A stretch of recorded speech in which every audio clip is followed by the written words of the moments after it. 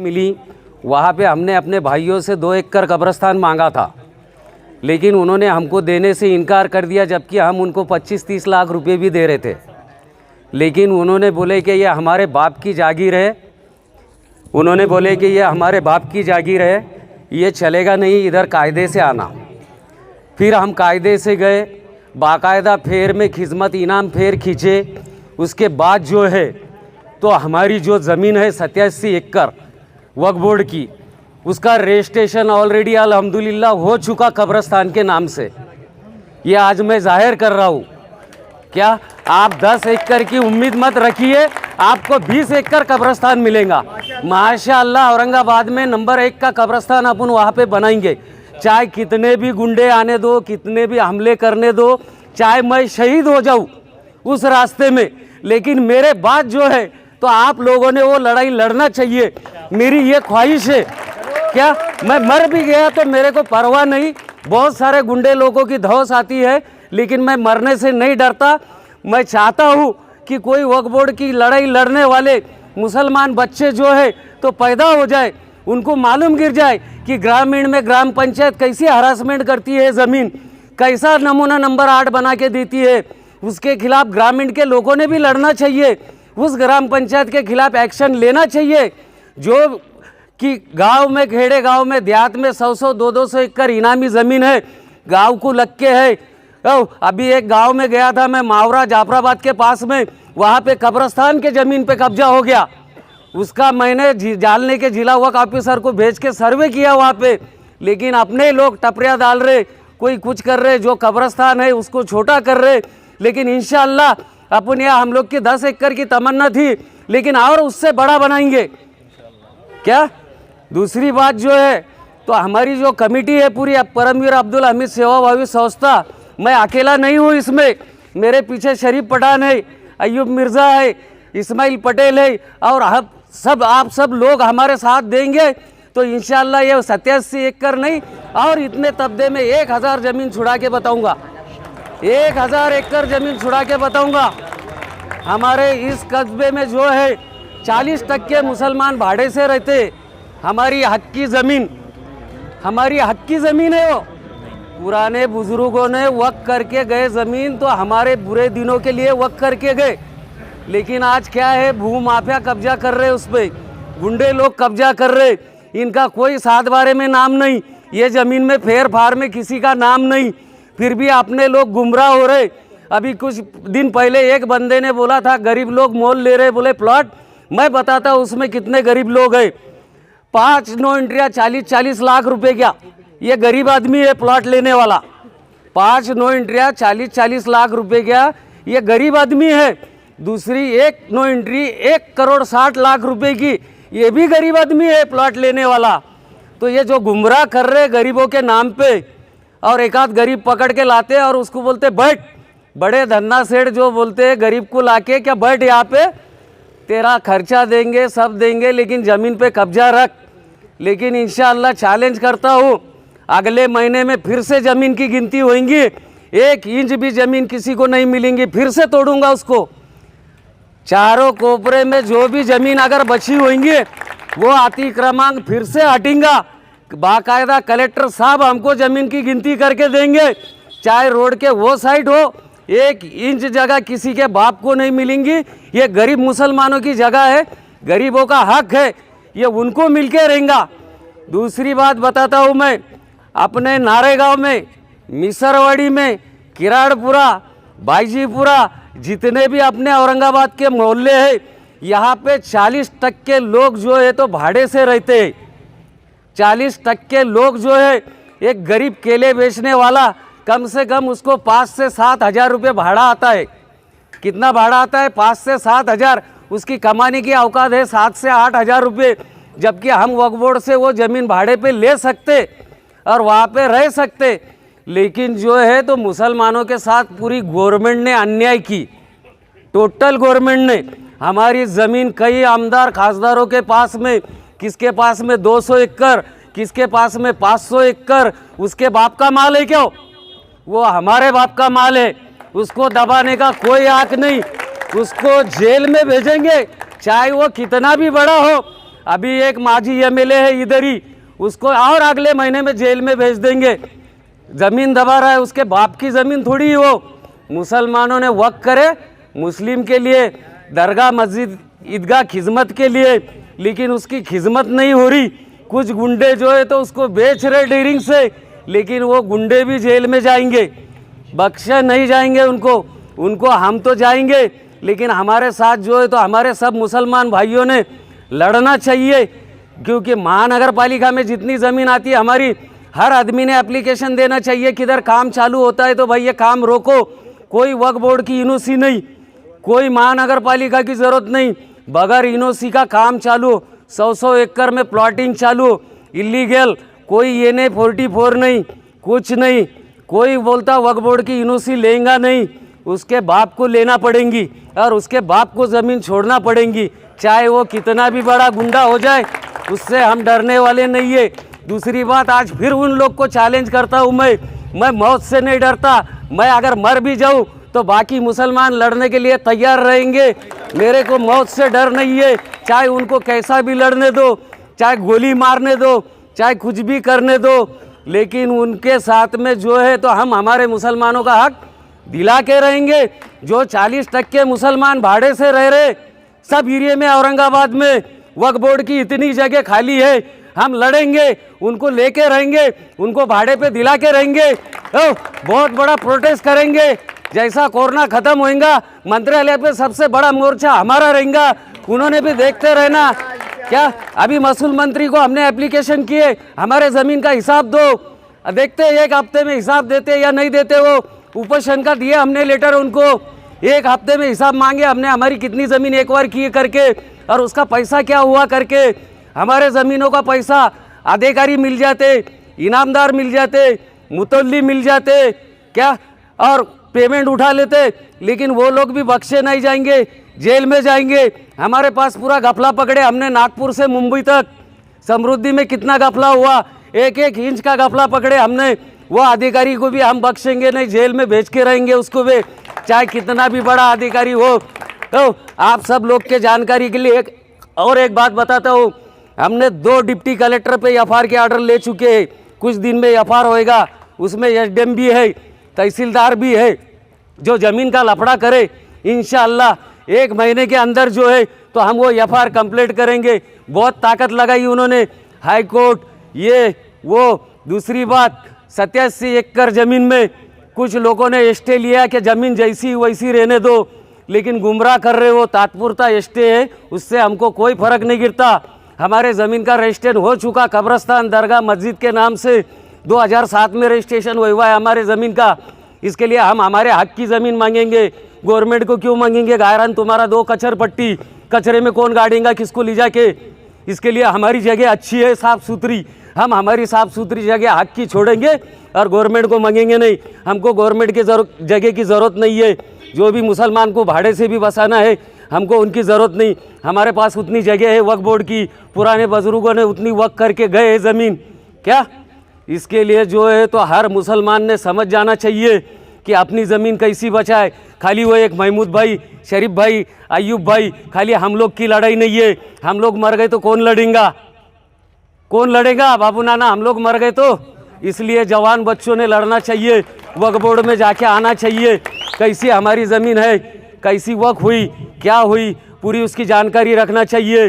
खास करके देहात के लोगों ने बड़े बड़े 2-2, 4-4 एकड़ों में घरा बन जा रहे, झोपड़पट्टी बच जा रही, ग्राम पंचायत उसको नमूना नंबर 8 दे रही, एमएससी बोर्ड उसको मीटर दे रहा। इसकी एप्लीकेशन हर खेड़ेगांव के आदमी ने भी करना चाहिए कि भाई ये हमारी ज़मीन है, तू नमूना नंबर 8 कैसा बनाता, ग्राम चौक का गल्ला पकड़ लेना चाहिए। तेरे पास में क्या अधिकार है? वक्फ बोर्ड ने तेरे को इनूसी दिया? नहीं दिया। क्या देहात से लेके तो शहर तक, क्या पूरे महाराष्ट्र के आवाम से ये अपील करना चाहता हूँ, हर आदमी वक्फ के प्रॉपर्टी के लिए लड़े। कुछ अपने बंदे हैं ब्लैकमेलर बनते, 2 जन उधर से लड़ते, कोर्ट में घुसा देते ट्रिब्यूनल में, और 2 जन इधर से होते और मिल बांट के ज़मीन की वाट लगाते, वक्फ बोर्ड को भी गुमराह करते, वक्फ बोर्ड को भी गुमराह कर देते। वक्फ बोर्ड समझ नहीं पाता। पूरे महाराष्ट्र में 23 ऑफिसर है वक्फ बोर्ड में। हमने अपील की वक्फ बोर्ड को, जवान बच्चों की भर्ती करो। बहुत मुसलमान के बच्चे, फ्री पढ़े लिखे बच्चे घूम रहे, इसलिए सब वक्फ मेंबरों से दरख्वास्त है कि वक्फ बोर्ड पे जल्द से जल्द आदमी बढ़ाए और जल्द से जल्द कार्रवाई करे और पूरे वक्फ के जितने मेंबर, चेयरमैन, वक्फ मंत्री, इनसे सबसे गुजारिश करता हूँ कि हमारी ज़मीन जल्द से जल्द बचे। 2019 से हमारी लड़ाई चली इस ज़मीन की, एफआईआर दाखिल हुआ, उसके बाद हमले हुए, कई मेरे पे मारने की धमकी आई, सुपारी आई, लेकिन सब अल्लाह ताला ने खा के बैठ गया, सुपारी भी, मारने की धमकी भी। क्या इसलिए उलमा इकराम ने समझाया आपको कि वक्फ की ज़मीन कैसी बचाना चाहिए, वो ज़मीन हमारे हक की है, हम क्यों दूसरों से दूसरी ज़मीन मांगे, क्यों गवर्नमेंट से मांगे हम क्या हमको कचरा डिपो में कब्रस्तान दे दो। और जबकि हमारा रजिस्ट्रेशन हो चुका, रजिस्ट्रेशन होने के बाद भी कुछ भूमाफिया, कुछ दलाल गुमराह करते लोगों को, बोलते इधर नहीं इधर जगह लेंगे, इधर नहीं इधर जगह लेंगे। 10 साल से हमारी लड़ाई कब्रस्तान की चालू है नारेगांव में। ये व्यापारी से बोले भाई तूने 10 एकड़ में प्लॉटिंग डाला, कुछ छोड़, वो नहीं छोड़ता। फिर उससे बोले छोड़, बाद में हमारे भी समझ में आया, कुछ बुजुर्ग मिले, अरे तुम गलत तरीके से जा रहे, बोले अपने वक्त के प्रॉपर्टी पे लड़ो और हक की जगह छुड़ाओ, ऐसी कोई तुमको जगह देने वाला नहीं। इसलिए हमने जो है तो हमारा कब्रस्तान का रजिस्ट्रेशन हो चुका। फिर एक बात आदमी गुजारिश करता हूँ कि जितने भी मुसलमान भाड़े से रहते हैं, इनको भाड़े से रहने की गरज नहीं, सब अगर एक हो जाए, इनको भाड़े से रहने की गरज नहीं। हमारी ज़मीन दबा रहे, हमारे बच्चियों को बोल रहे नकाब मत पहनो, ज़मीन हमारी करोड़ों की दबा रहे। अरे हराम खोरो, हमारी ज़मीन क्यों दबा रहे? तुम्हारे बाप की है, हमारे बच्ची पे हुक्म चला रहे तुम। 100 मुस्कुंडे आ रहे, बोल रहे नकाब मत पहन। वो तो हिम्मत वाली बेटी थी हमारी, मुकाबला करी डट के, शेरनी बनी। क्या शेरनी बनी? इसके लिए हराम खोरो हो, हमारी ज़मीन तुमको रखने का कोई अधिकार नहीं है। हम अगर चाहे तो ज़बरदस्ती भी हमारी ज़मीन पे कब्जा कर सकते पूरा गांव लेके, लेकिन हम कायदा नहीं तोड़ना चाहते। हम जो है तो कायदे से चलेंगे, कायदे की भाषा कायदे से सिखाएंगे। हमको संविधान में उतना प्रोटेक्शन मिला है कि कायदे से लड़ो, लेकिन हमारे हाथ में हक है कि हम कायदा भी छोड़ सकते हैं हमारे जात पे अगर आ गए तो। जब हम हमारे मौत से नहीं डर रहे तो हमको कायदा छोड़ने में भी डर नहीं लगेगा। क्या तुम्हारे बाप की ज़मीन नहीं है वो, जिसका 7 बारे में नाम नहीं, जिसका फेर में नाम नहीं, वही एक मुसलमान को फंसा रहा, 1 करोड़ 60 लाख रुपए ले रहा एक प्लॉट के। अरे बाप रे बाप, 1 करोड़ 60 लाख रुपए ले रहा, ढाबे पे जाके दारू पी रहा, आयश कर रहा। मायलावर मी त्या मुसलमानाची जमीन मुसलमानालाच दिली काय, ऐसा बोल रहा। और जमीन भी अपनी, दे रहा भी अपने आदमी को।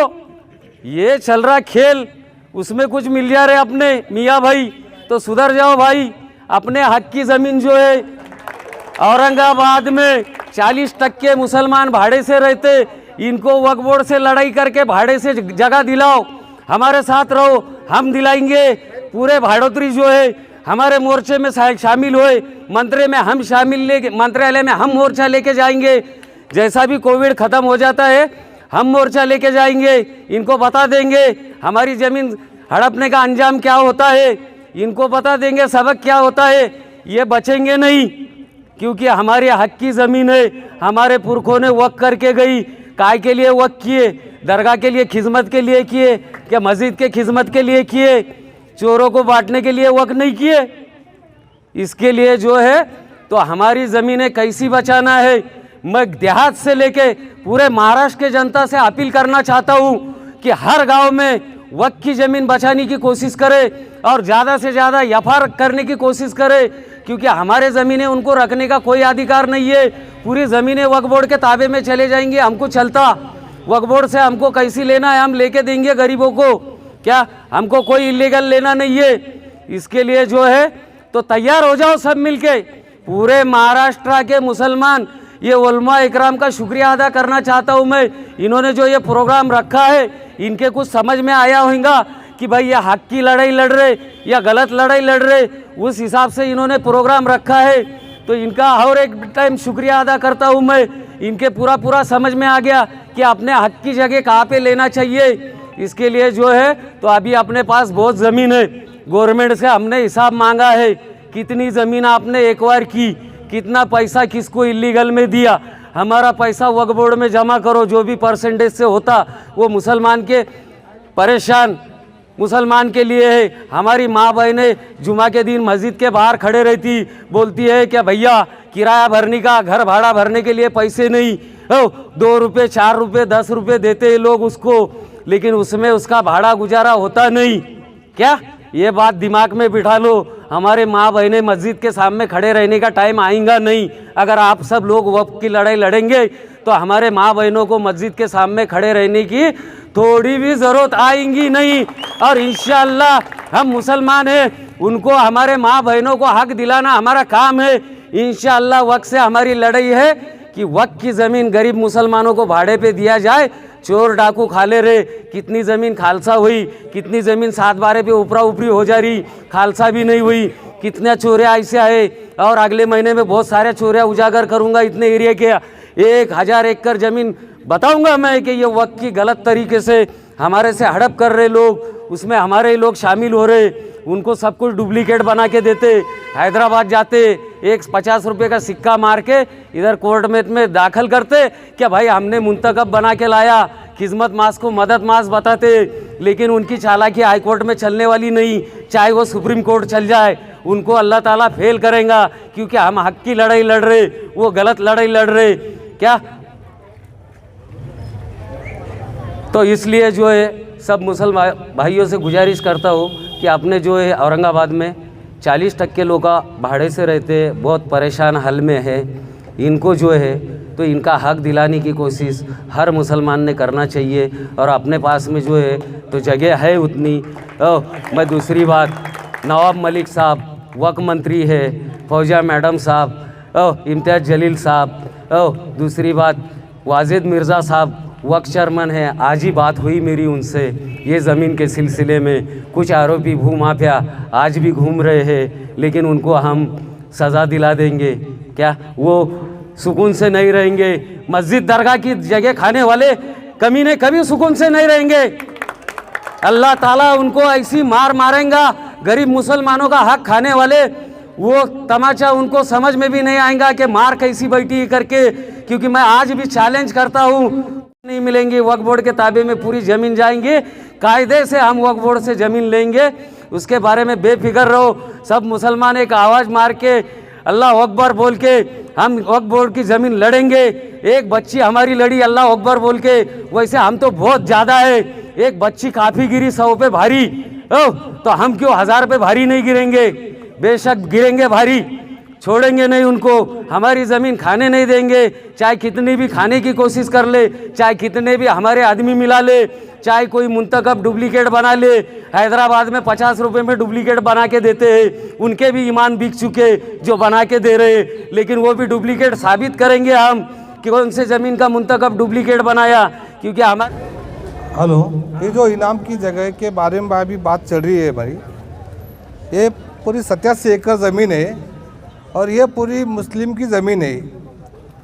अपनी ज़मीन होने के बाद में अपन भाड़े से रह रहे और जाके सरकार को अपन एक कब्रिस्तान के लिए मंग रहे क्यों? अपने हक की जगह है, आप इसमें बात करेंगे, पूरी इसमें कब्रिस्तान बनेंगे। और सरकार क्या बोलती है, अपने कलेक्टर क्या बता रहा कि भाई तुम कहाँ पे जगह है, तुम लाके बताओ, फिर मैं कब्रिस्तान देता। तो हमने ये खुद बता लिया कि ये जगह हमारी है, यहाँ पे कब्रिस्तान दो करके। अब क्या ज़्यादा बातें करने की जरूरत है, पूरी बात हमारे महमूद भाई ने बता दी है अभी। आपको हमारे शरीफ भाई ने भी और ख़ासकर महमूद भाई ने बहुत अच्छी बात हम लोगों के सामने पेश की है। और कहीं ना कहीं हम लोगों को ये पैगाम दिया है कि हम लोगों को अपने हक़ की लड़ाई खुद लड़नी चाहिए। ये खामोश मिजाजी तुम्हें जीने नहीं देंगी, ये खामोश मिजाजी तुम्हें जीने नहीं देंगी, इस दौर में जीना है तो कोहराम मचा दो। ये पैगाम महमूद भाई का हम तमाम के लिए है। और मुझे उनकी बातों के दरमियान मरहूम डॉक्टर राहत इंदौरी साहब का वो शेर भी याद आ रहा था कि अगर ख़िलाफ़ है होने दो, अगर ख़िलाफ़ है होने दो जान थोड़ी है, अगर ख़िलाफ़ है होने दो जान थोड़ी है, ये सब धुआं है कोई आसमान थोड़ी है। ख़िलाफ़ है होने दो जान थोड़ी है, ये सब धुआं है कोई आसमान थोड़ी है। और हमारे मुंह से जो निकले वही सदाकत है, हमारे मुंह में तुम्हारी ज़ुबान थोड़ी है। और सभी का खून है शामिल यहाँ की मिट्टी में, किसी के बाप का हिंदुस्तान थोड़ी है। चूँकि अब वक्त भी ज़्यादा हो चुका है तो मैं अब किसी को यहाँ पर हाइल न करते हुए मैं चाहता हूँ कि इस्तकबालिया तकरीब शुरू की जाए। इसलिए मैं सबसे पहले हाफिज़ अयाज साहब, इससे पहले कि हम आज के हमारे मुअज़्ज़ज़ महमूद भाई का इस्तकबाल करें, रोटी अमीर शहर के कुत्तों में बढ़ गई, रोटी अमीर शहर के कुत्तों में बढ़ गई, फाका गरीब शहर के बच्चों में रह गया, और चेहरा बता रहा है कि मारा है भूख ने, और हुक्काम कह रहे हैं कि कुछ खा के मर गया। ये हमारा मामला हो रहा है। हालांकि सारी ज़मीनें किसी और के पास पड़ी हुई है, गरीब गरीब होते रह रहे हैं, चले जा रहे हैं, और इल्ज़ामात जो है गरीबों पर ही लगाए जा रहे हैं, टैक्स गरीबों से वसूला जा रहा है, और जो बेचारे छूट में हैं उन्हें और ढील दी जा रही है। तो अल्लाह का शुक्र हम अदा करते हैं कि हमारे आज के जो हमारे मुअज़्ज़ज़ है, रफ़ीक़ है, मेरी मुराद जनाब महमूद भाई ने इतनी कोशिशों के बाद तमाम ही ख़ास तौर से अहलियान नारेगांव के लिए जो जगह फराहम कराई है, तकरीबन 87 एकड़ वो जो है जगह है, अल्लाह का शुक्र है अल्हम्दुलिल्लाह। और इसके ऊपर अब क्या क्या हो सकता है, क्या क्या किया जाना चाहिए, हम लोग सब जानते हैं, नारेगांव वाले तो हर एक बात जानते हैं कि हमें किस किस चीज़ों की ज़रूरत है, क्या क्या चीज़ें आए दिन हमारे सामने पेश आती हैं। हाफिज़ साहब ने भी दरमियान में एक बात की कि हम अपनी जगहों के लिए यहाँ पर प्रोटेस्ट करते हैं, हम आंदोलन और धरने करते हैं। हम लोगों ने कई मरतबा सड़क पर निकल कर जो है यहाँ पर दस्तक दिए, किसके लिए? ज़मीन के लिए। किसकी ज़मीन? हम लोगों के लिए जो ज़मीन होनी चाहिए उसी के लिए हम लोग प्रोटेस्ट कर रहे हैं। अपना हक मांगने के लिए हम लोग खुद रास्तों पर आ रहे हैं, रोड पर निकल रहे हैं। ये कौन सा इंसाफ है? हमें चाहिए था कि हम लोग जो है तो इस ताल्लुक से कदम उठाते। और मैं बहुत शुक्रगुजार हूँ जनाब महमूद भाई का कि इस मौके पर, महमूद भाई, सलीम भाई, ये तीनों लोगों की मेहनत है। इस मौके पर जो हमारे महमूद भाई हैं, शरीफ भाई हैं, और इसी तरीके से सलीम भाई हैं, इन लोगों की कोशिशों से जो जगह फराहम हुई है, अल्लाह का हम शुक्र भी अदा करते हैं। और कबल इसके कि हम उनके इस्तकबाल यहाँ पर करें, हम गुजारिश करते हैं हमारे जो आज के मेहमान कहिए या मुअज़्ज़ज़ कहिए या आज के हमारे यूँ कहिए कि जिनके सर पर हमने सहरा सजाया है, मैं गुजारिश करता हूँ कि वो दो बातें हमारे सामने पेश करें। महमूद भाई से हम पहले गुजारिश करते हैं कि वो अपनी बात पेश करें।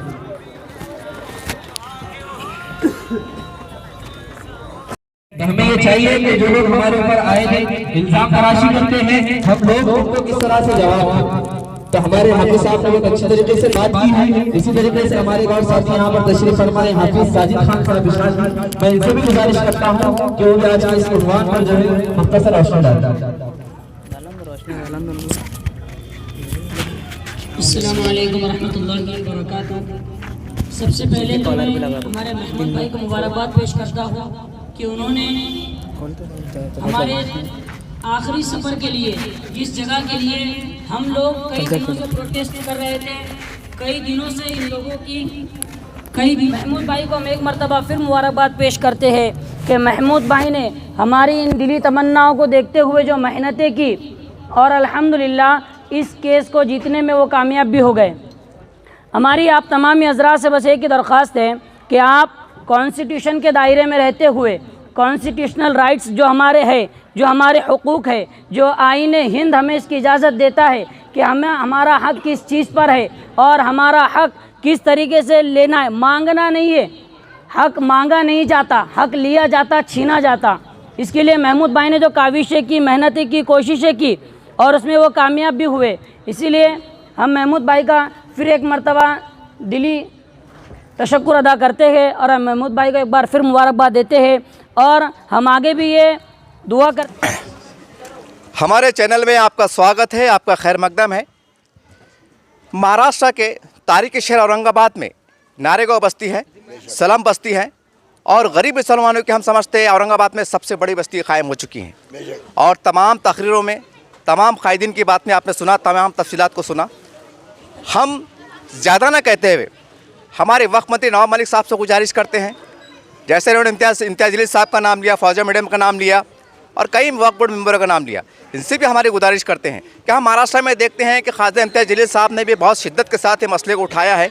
और जैसा साहब ने कहा है, मिर्ज़ा बेग ने कहा है कि हम 88 एकड़ में गरीब मुसलमानों को बसाने का काम करेंगे। औरंगाबाद में वो सलाम बस्तियाँ जहाँ पर गरीब मुसलमान किराए से रहता है और किराया भरते भरते उसकी नाक में दम आता है। और जैसा इन्होंने कहा कि गरीब जो तो मस्जिदों के बाहर हमारी माएँ बहनें सिर्फ इसलिए खैरात मांगती है, भीख मांगती हैं कि किराया नज़दीक आ जाता है। मैं खुद एक बार वक्फ बोर्ड गया था और वक्फ के अधिकारी से बात किया था कि साहब गरीब मुसलमानों के लिए आपके पास क्या नियोजन है, तो उन्होंने एक जवाब दिया था, मैं ज़रूरी समझता रखना।